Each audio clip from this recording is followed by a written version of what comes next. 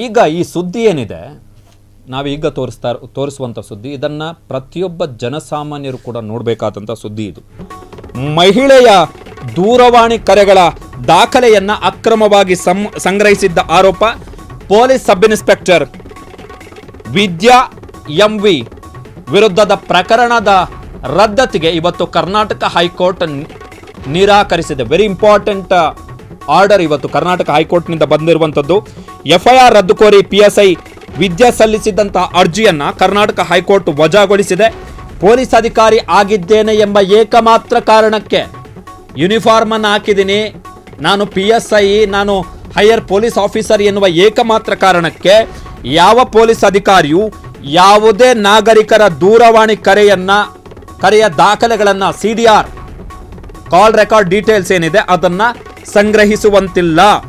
ದೂರವಾಣಿ ಕರೆಗಳ ಮಾಹಿತಿ ಏನಿದೆ ಅದು ಪ್ರತಿಯೊಬ್ಬ ನಾಗರಿಕನ ಖಾಸಗಿತನದ ಹಕ್ಕು. ದೂರವಾಣಿ ಕರೆಗಳ ಮಾಹಿತಿಯು ವ್ಯಕ್ತಿಗಳ ವೈಯಕ್ತಿಕ ಮತ್ತು ಖಾಸಗಿ ವಿವರವಾಗಿರುತ್ತೆ. ಸುಪ್ರೀಂ ಕೋರ್ಟ್ ನೀಡಿದ್ದ ಖಾಸಗಿತನ ಮೂಲಭೂತ ಹಕ್ಕನ್ನು ತಮ್ಮ ತೀರ್ಪಿನಲ್ಲಿ ಉಲ್ಲೇಖ ಮಾಡಿ ಕರ್ನಾಟಕ ಹೈಕೋರ್ಟ್ನ ಏಕಸದಸ್ಯ ಪೀಠದ ನ್ಯಾಯಮೂರ್ತಿ ಸೂರಜ್ ಗೋವಿಂದರಾಜ್ ಅವರು ಆದೇಶವನ್ನು ಹೊರಡಿಸಿದ್ದಾರೆ. ಸೊ ವಿದ್ಯಾ ಎಂವಿ ಪೊಲೀಸ್ ಸಬ್ ಇನ್ಸ್ಪೆಕ್ಟರ್ ಇವರ ವಿರುದ್ಧ ಏನು FIR ದಾಖಲಾಗಿದೆ ಅದು ಸಸ್ಟೈನ್ ಆಗುತ್ತೆ, ಉಳಿಯುತ್ತೆ. ಕೇವಲ ಪ್ರಕರಣದಲ್ಲಿ ಯಾವುದಾದ್ರೂ ಕೇಸ್ ಇದ್ರೆ ಆ ಪ್ರಕರಣದಲ್ಲಿ ಒಂದು ವೇಳೆ ಆ ಪ್ರಕರಣದ ತನಿಖೆಯನ್ನು ನಡೆಸ್ತಾ ಇರುವಂತಹ ತನಿಖಾಧಿಕಾರಿಗೆ ಆ ಪ್ರಕರಣದ ಆರೋಪಿಗಳ ಕಾಲ್ ರೆಕಾರ್ಡ್ ಡೀಟೇಲ್ಸ್ ಅನ್ನು ತೆಗೆದು ನೋಡಬೇಕು ಅಂತೇಳಿ ಅನಿಸಿದ್ದರೆ ಮಾತ್ರ ಅಂತಹ ತನಿಖಾಧಿಕಾರಿ ಆ ಪ್ರಕರಣಕ್ಕೆ ಸಂಬಂಧಪಟ್ಟಂತೆ ಕಾಲ್ ರೆಕಾರ್ಡ್ಸ್ ಅನ್ನು ಸಂಗ್ರಹ ಮಾಡಬಹುದು. ಕಾಲ್ ರೆಕಾರ್ಡ್ ಡೀಟೇಲ್ಸ್ ಅನ್ನು ಅದನ್ನು ಹೊರತುಪಡಿಸಿ ಬೇರೆ ಯಾವ ಪೊಲೀಸ್ ಅಧಿಕಾರಿಗಳಿಗೂ ಕೂಡ ಅಧಿಕಾರ ಇಲ್ಲ, ಹಕ್ಕಿಲ್ಲ. ವೆರಿ ಇಂಪಾರ್ಟೆಂಟ್ ಇದು.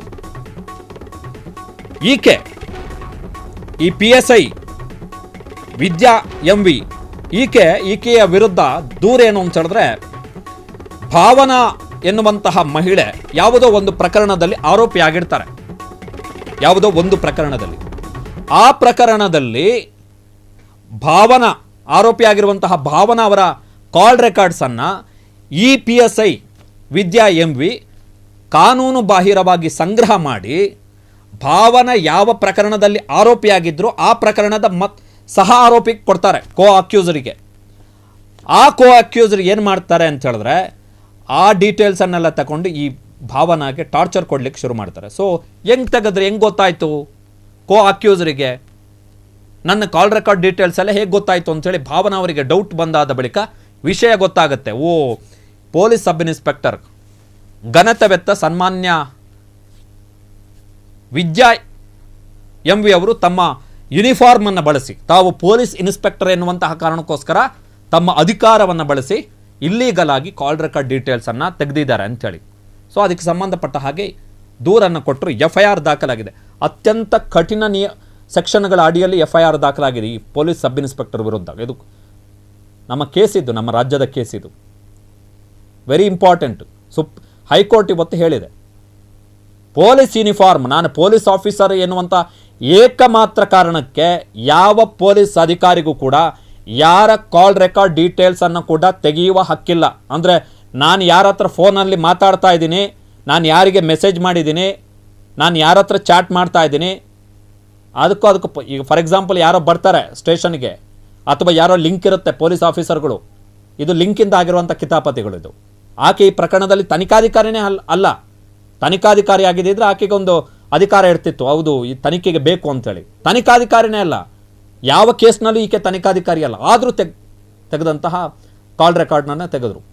ಏನಾಗುತ್ತೆ ಅಂತ ಹೇಳಿದ್ರೆ ಪೊಲೀಸ್ ಸ್ಟೇಷನಲ್ಲಿ ಲಿಂಕ್ ಇಟ್ಟಿರ್ತಾರಲ್ಲ, ಸೊ ಪೊಲೀಸ್ ಆಫೀಸರನ್ನು ಬಳಸ್ತಾರೆ, ಇಂಥದ್ದೊಂದು ಕಾಲ್ ರೆಕಾರ್ಡ್ ತೆಗೆದುಕೊಡಿ ಅಂಥೇಳಿ. ಪರ್ಮಿಷನ್ ಇಲ್ಲ ಲೀಗಲಿ. ಸೊ ಆ ಪೊಲೀಸ್ ಆಫೀಸರ್ ಏನು ಮಾಡ್ತಾನೆ, ಇವನು ನನ್ನ ದೋಸ್ತು, ಅಥವಾ ಏನೋ ಬಕ್ಷೀಸು, ತಿಂಗಳ ಬಕ್ಷೀಸು, ಅಥವಾ ವಾರದ ಬಕ್ಷೀಸು, ಅಥವಾ ಏನೋ ಬೇರೆ ಬೇರೆ ವ್ಯವಹಾರ ಕಾರಣಕ್ಕೋಸ್ಕರ ಆಯಿತು ಕಾಲ್ ರೆಕಾರ್ಡ್ ಡೀಟೇಲ್ಸನ್ನು ತೆಗೆದುಕೊಡ್ತಾರೆ. ಸೊ ಕಾಲ್ ರೆಕಾರ್ಡ್ ಡೀಟೇಲ್ಸನ್ನು ತೆಗೆದುಕೊಟ್ಟಂಥ ಸಂದರ್ಭದಲ್ಲಿ ಗೊತ್ತೇ ಇಲ್ಲದ ಹಾಗೆ ಯಾರಿಗೆಲ್ಲ ಫೋನ್ ಮಾಡಿದ್ವಿ ಎಲ್ಲ ವಿಚಾರ ಗೊತ್ತಾಗ್ಬಿಡುತ್ತೆ. ಅದೆಲ್ಲ ಮಾಡೋಂಗಿಲ್ಲ, ನಿಯಮಗಳಿದೆ, ಅದನ್ನು ಮೀರಿ ಮಾಡಿರುವಂಥದ್ದಕ್ಕೆ ಸೆಕ್ಷನ್ಸ್ಗಳು ಬಿಗಿಯಾಗಿದೆ.